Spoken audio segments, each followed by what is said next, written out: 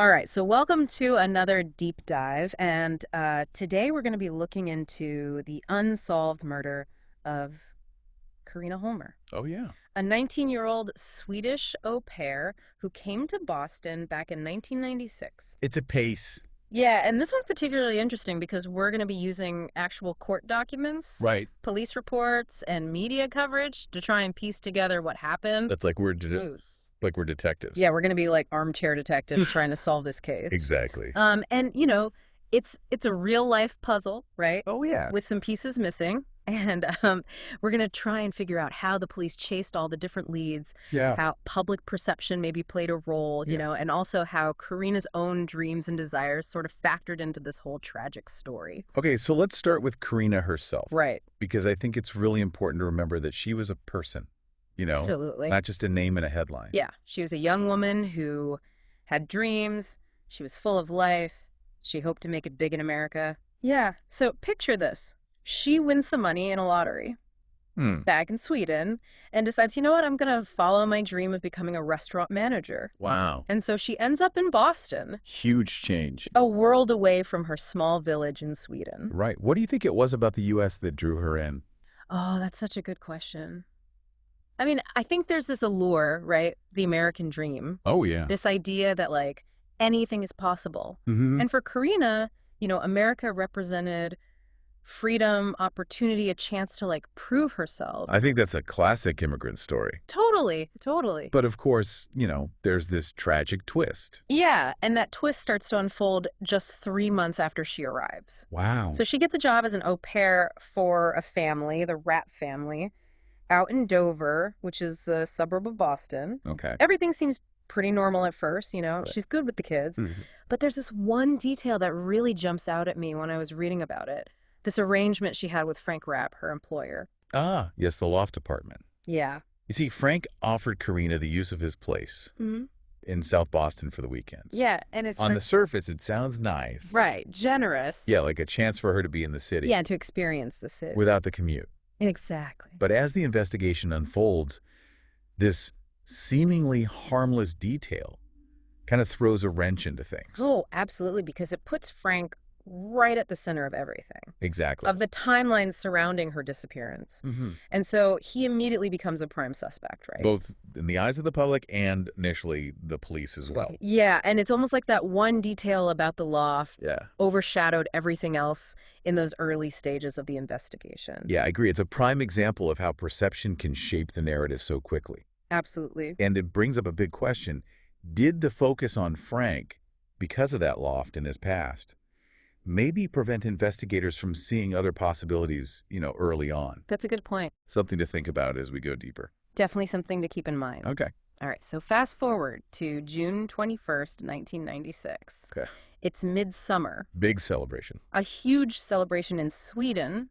Right. Bonfires, Oh, what? dancing, maybe a little too much aquavit. I don't know what that is. It's like a Swedish liquor, Okay. but mostly just like a time for joy and community. Sounds fun. Yeah, it's like their big summer holiday. Got it. So Karina heads into Boston to celebrate with other au pairs, Yep. and they end up at this nightclub called Zanzibar. Zanzibar. Okay. Yeah, and you have to remember, Karina's only 19 at this time, so she's using a fake ID to get in. Oh, wow. That's a little risky. Yeah.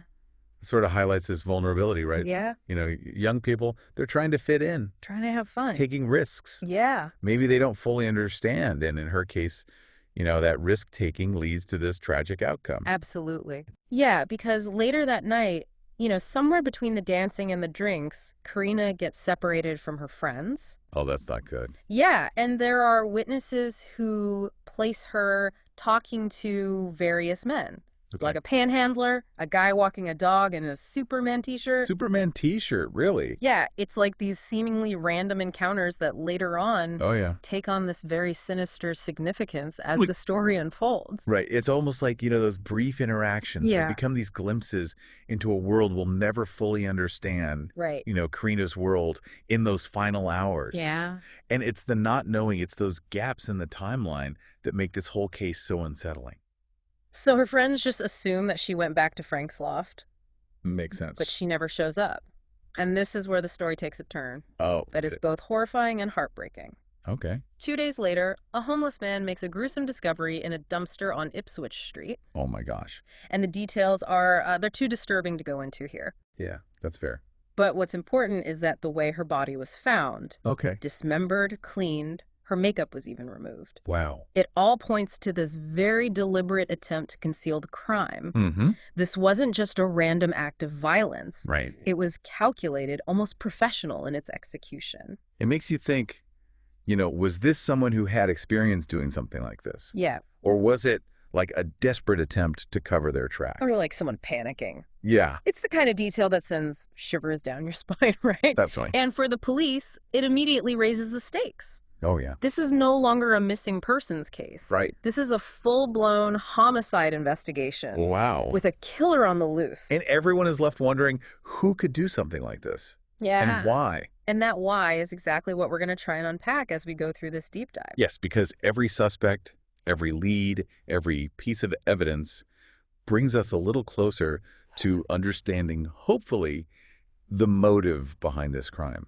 Okay, so let's start with the person who immediately becomes the focus of the investigation. Karina's employer, Frank Rapp.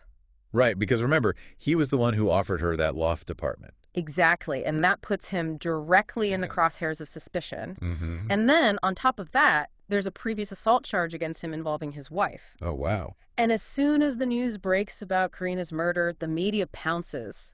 And they start portraying Frank as this shady character with a violent past. Right. But we have to remember that just because someone has a troubled history, it doesn't automatically make them a murderer. Exactly. And in Frank's case, there's more to the story than those initial headlines suggested. Yeah, so where do we go from here? We've got a brutal murder, a missing person, a prime suspect who may or may not be involved. It's a tangled web. It's a tangled web, and we're just getting started. And the best part is you, the listener, you get to be the detective. What stands out to you so far? What details are you kind of latching onto? Because as we go through the evidence, we're going to see how these seemingly insignificant details can actually become crucial clues in a case like this. Absolutely, yeah. So put on your detective hats, everybody. Get your magnifying glasses out.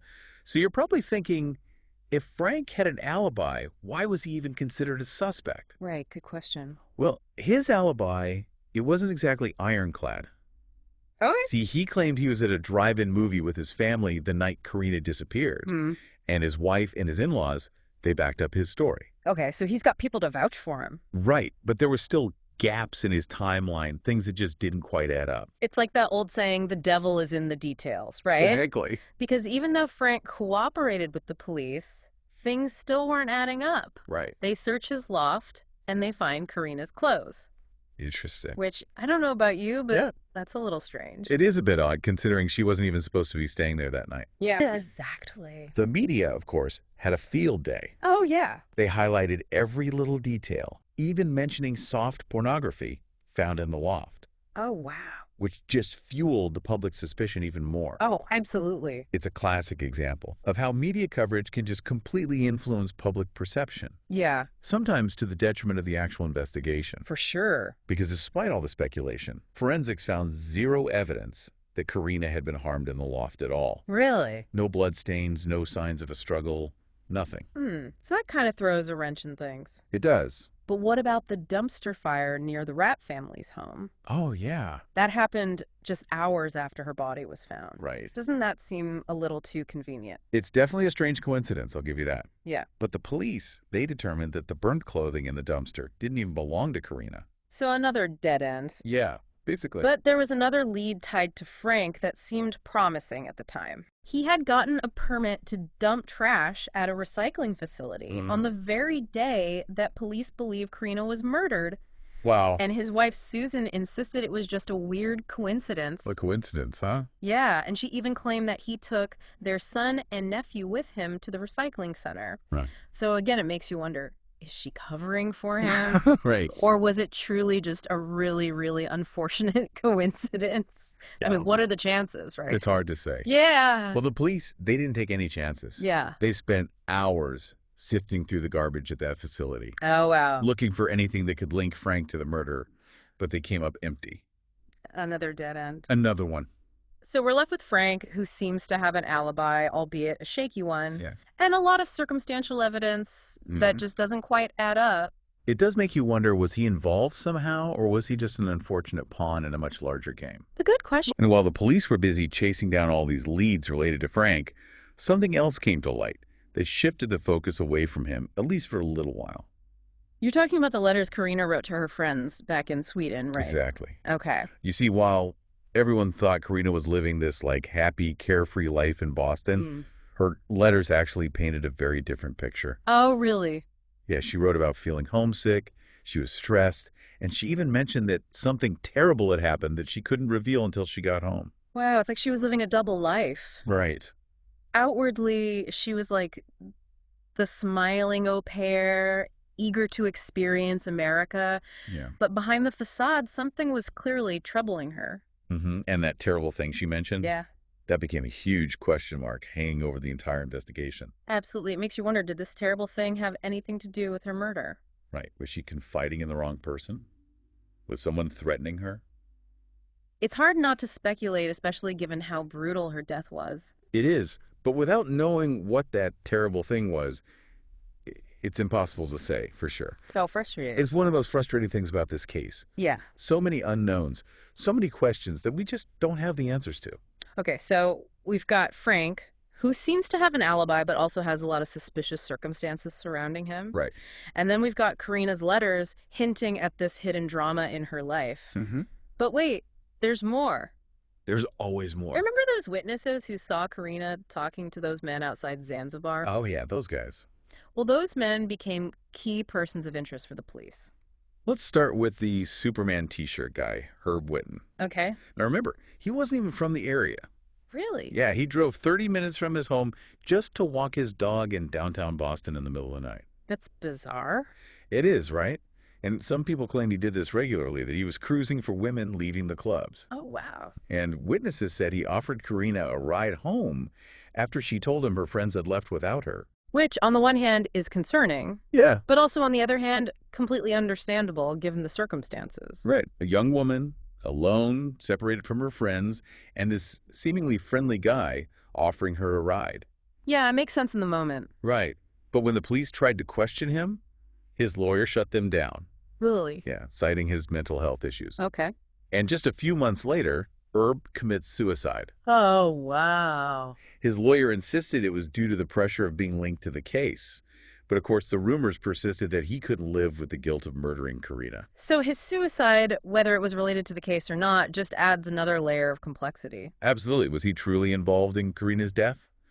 Or was he an innocent man driven to despair by all the accusations and scrutiny? Yeah, another question that we just don't have the answer to. Another piece of the puzzle that doesn't quite fit. Right, and then let's not forget about Juan Polo, the panhandler who was seen dancing with Karina outside Zanzibar. Oh yeah, what about him? He had a pretty extensive criminal record, right? He did, yes, including a previous connection to another unsolved murder. What? His ex-girlfriend was found strangled to death behind a bowling alley. Oh my gosh, that's a detail that's hard to ignore. It is. Did the police consider him a possible serial killer targeting women? It's definitely a theory they explored, but they couldn't find any concrete evidence linking him to Karina's murder. Okay. He maintained his innocence the whole time, even claiming that he actually tried to convince Karina to go back to her friends that night. Interesting. But without any physical evidence, they had to let him go. So frustrating. Isn't it? We have these individuals, each with their own shady pasts and questionable motives, Yeah. yet none of them can be definitively linked to the crime. And that brings us to the heart of the mystery. Who Okay. killed Karina Holmer? Was it Frank, the seemingly helpful employer with the troubled past? Was it Herb, the troubled soul who took his own life? Or was it Juan, the man with a history of violence? Or could it be someone we haven't even talked about yet? Right. Someone lurking in the shadows. Someone no one even suspected. That's the beauty and the frustration of cold cases like this. Yeah. The possibilities are endless, and the truth often remains elusive. So what happens next? The police have hit a wall, the media is relentless, and Karina's family is still searching for answers.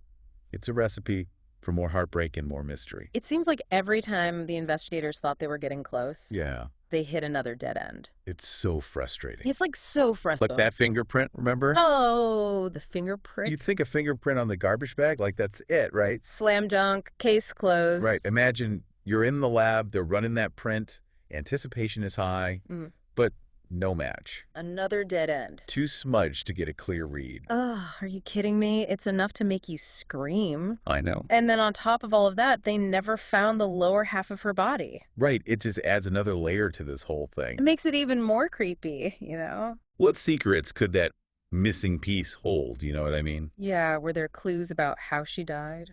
Maybe something that could point to the killer? Or was it just to, throw everyone off? Right, make it harder to identify her. Exactly.